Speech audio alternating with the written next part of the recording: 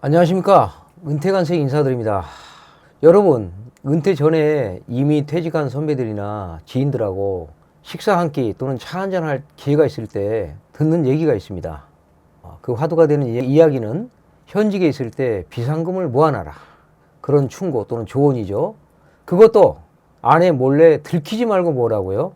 오늘 이야기는 조금 민감할 수도 있습니다. 또 어떤 분들은 불편하실 수도 있어요. 부부 사이에 비상금이 웬 말이냐, 숨기는 돈은 배신이다, 같이 살아놓고 뒤로 돈 빼돌리는 건 사기다 라고까지 얘기할 수 있죠. 맞는 말씀입니다. 정말 틀린 말 아니죠. 그런데 여러분, 사람이 꼭 M처럼 살 수는 없지 않습니까? 특히 은퇴 이후에는 더 그렇습니다. 젊을 때야 열심히 벌면 된다가 통하죠. 하지만 나이 들면 달라집니다. 건강도 안 좋아질 수 있고 관계도 줄어들고요. 돈 들어가는 일은 또 이상하게도 많아질 수 있습니다. 그리고 어느 순간에 사람 마음속에 아주 두려운 생각 하나가 들어옵니다. 혹시 나중에 내가 완전히 무력해지면 어떡하지? 이런 불안감 말입니다. 그래서 오늘 준비했습니다. 제가 아는 형님 이야기인데요. 평생 성실하게 정말 일과 가정밖에 몰랐던 분이신데 성수님 몰래 모아둔 비상금 때문에 정말 실제로 황혼이혼 직전까지 갔습니다. 그런데 더 놀라운 건 그 다음입니다. 그 사건 이후에 오히려 두 분 관계가 완전히 달라졌다는 거죠. 오늘 이 영상 끝까지 보시면 왜 사람은 나이 들어서도 몰래 돈을 쥐고 싶어 하는지, 왜 노후에는 내 돈이라는 감각에 집착하게 되는지, 그리고 부부 사이에서 진짜 무서운 게 무엇인지 아마 깊이 공감하시게 될 겁니다. 끝부분에 정말 예상 못한 반전이 있습니다. 바로 시작하겠습니다. 먼저 완벽했던 남편의 비밀에 대해서 말씀드리면, 제가 아는 그 형님은 올해 68이신데요. 한 30여 년 넘게 중소기업에 다니다 퇴직하셨고, 동네에서는 꽤 평판이 좋았습니다. 뭐 술도 많이 과하게 마시지 않고, 뭐 실수도 없고, 그리고 뭐 이런 뭐 노름이나 이런 거, 도박 이런 거, 그리고 쓸데없는데 사람들하고 어울려서 괜히 분란을 일으키고, 그리고 특히 중요한 문제는 뭐 여자 문제, 그리고 바람을 전혀 피지 않았다, 이런 식으로 동네 사람들이 늘 이렇게 칭찬이 자자한 분이셨는데요. 참 성실하다, 가정적이다, 참 그 와이프 누군지 참 복이 많다. 그런데 딱 하나 아무도 모르는 게 있었습니다. 형수 몰래 만든 통장 하나. 처음에는 별거 아니었다고 합니다. 월급날이 오면은 뭐 5만 원, 어쩔 땐 3만 원 이렇게 따박따박 모으시고, 또 회식 안 가고 남긴 돈, 뭐 그렇게 아주 조금씩. 그런데 여러분, 뭐 무서운 건 큰 돈이 아니죠. 조금씩입니다. 티끌모아 태산이라고 하죠.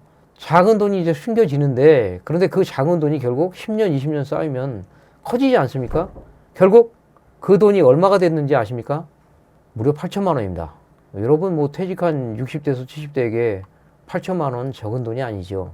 그런데 이상한 건 그 형님이 그 돈을 거의 쓰지 못했다는 거죠. 왜냐? 들킬까봐. 비상금이라는 게 참 묘하죠. 모을 때는 든든합니다. 그런데 막상 쓰려 하면 괜히 몰래 모았다고 또 죄 짓는 기분도 들고요. 발각나면 어떡할까?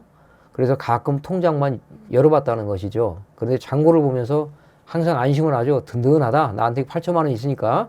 그래도 나는 완전히 끝난 사람 아니구나. 무슨 일이 생겨도 최소한 이건 있네 라는 위안 하나로 버틴 겁니다. 여러분, 여기까지 얘기를 들어보면 참 이분 열심히 노력해서 8천만 원 잘 모았습니다. 근데 과연 이게 영원히 비밀로 묻혀졌을까요? 그랬으면 얼마나 좋았겠습니까? 하지만 세상에 영원한 비밀은 없죠. 그만 어처구니 없게도 그냥 들켜버렸어요. 그런데 사건은 정말 별거 아닌 데서 터졌어요. 어느 날이었습니다. 형님이 휴대폰을 식탁 위에 놓고 화장실에 갔는데 하필 그 순간에 문자가 하나 떴어요. 예금 만기 안내 문자. 그걸 형수님이 봤습니다. 순간 느낌이 영 이상했답니다. 이 통장은 뭐냐? 물었더니 형님이 순간 얼어버렸어요. 그냥 옛날에 내가 쓰던 통장이야. 별거 아니야. 그런데 여러분, 40년 같이 산 부부는 알죠. 눈빛만 봐도 알지 않습니까? 말투 하나, 숨쉬는 속도 하나만 달라져도 압니다. 형수가 다시 물었습니다. 솔직히 말해. 자수하여 광명 찾자라는 말이 있지만 왠지 어둠이 몰려올 것 같은 불길함이 몰려왔죠. 당신 나 몰래 돈 숨겼지? 그 순간 형님 심장이 벌렁벌렁하고 덜컥 내려앉았다고 해요. 사람이 정말 당하면 머리가 아주 새하얘지죠. 변명도 안 떠오릅니다. 결국 털어놨답니다. 조금 모아둔 게 있는데 얼만데라고 형수가 물어서 8천만 원. 그 순간 형수 표정이 완전히 굳어버렸답니다. 그리고 아주 조용히 딱 한마디를 했다고 하네요. 당신 나를 평생 속였네? 여러분, 사실 돈보다 더 무서운 건 배신감이죠. 형수 입장에서는 이런 거죠. 같이 아끼고 고생하고 애들 키우며 허리띠 쫄라매고 생활비 줄여가면서 동고동락했는데 남편은 뒤에서 자기 뒷돈이나 만들고 있었던 거죠. 그날 이후 집안 분위기가 완전히 얼어붙었어요.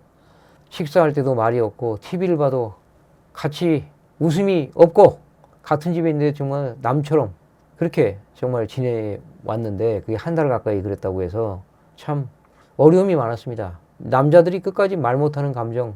형님은 처음에 너무 억울했대요. 아, 내가 바람을 피웠어. 가장을 버렸어. 내가 도박을 했어. 그런데 시간이 지나니까 형수 마음도 이해되기 시작했답니다. 나는 당신 믿고 평생 살았는데 당신은 나를 끝까지 못 믿었다는 거네 라는 이런 감정이요. 여러분, 부부 사이에서 돈은 단순한 숫자가 아니죠. 신뢰입니다. 특히 노예는 그렇습니다. 젊을 때는 다시 볼 수 있다는 희망이라도 있는데 은퇴 후는 달라집니다. 돈이 들어오는 순간 사람은 존재감까지 같이 줄어든 느낌을 받습니다. 회사에서 불리던 부장님, 상무님, 이사님 이러한 호칭들이 다 사라져요. 전화도 줄어들고 찾는 사람도 줄어듭니다. 그러면 이상하게 돈이 자존심처럼 느껴질 때가 있습니다. 그래도 나는 아직 완전히 무너진 건 아니다. 최소한 비상금 정도는 나한테 있다. 그 감각으로 버티는 겁니다. 며칠 뒤에 형수님이 조용히 물었답니다. 근데 왜 만든 거냐 그 돈을. 그 말을 듣는 순간 형님 눈에서 갑자기 울컥했답니다. 그리고 처음으로 진짜 속마음을 말했다고 하네요.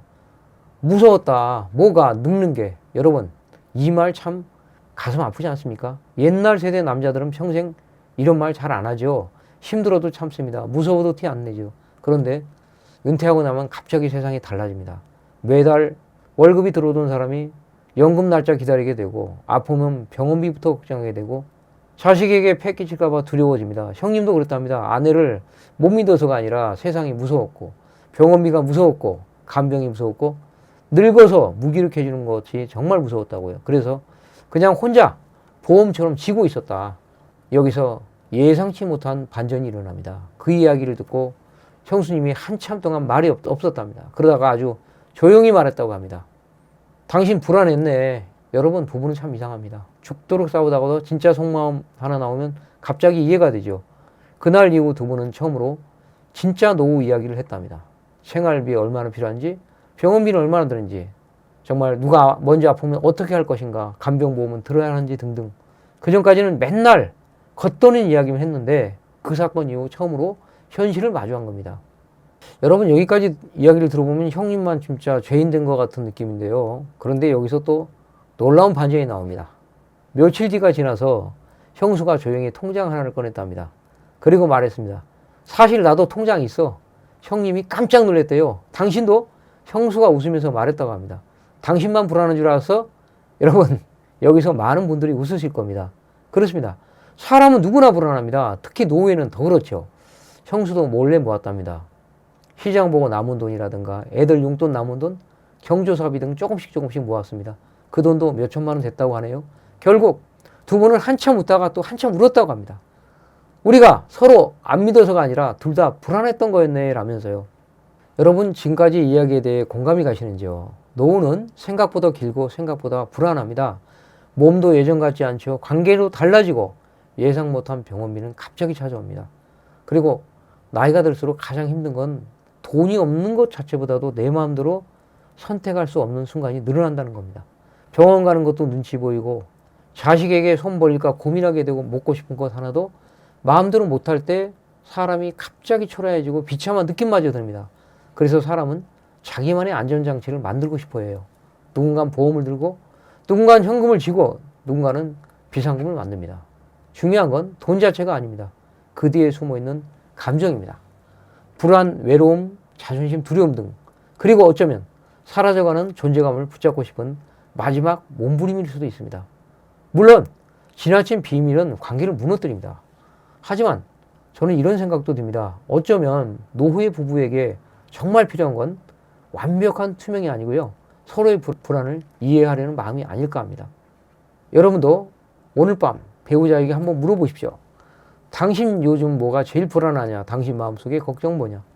어쩌면 그런 한마디, 그런 진솔한 한마디가 통장 하나보다도 더 큰 안정장치가 될지도 모릅니다. 지금까지 은퇴 갈성이었습니다. 오늘도 건강하시고 행복한 시간 보내세요. 감사합니다.